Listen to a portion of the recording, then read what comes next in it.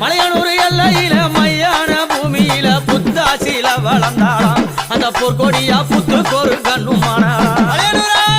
புத்தாசில வளர்ந்தாளாம் அந்த புத்துக்கொரு கண்ணுமானா நள்ளிரவு நேரத்தில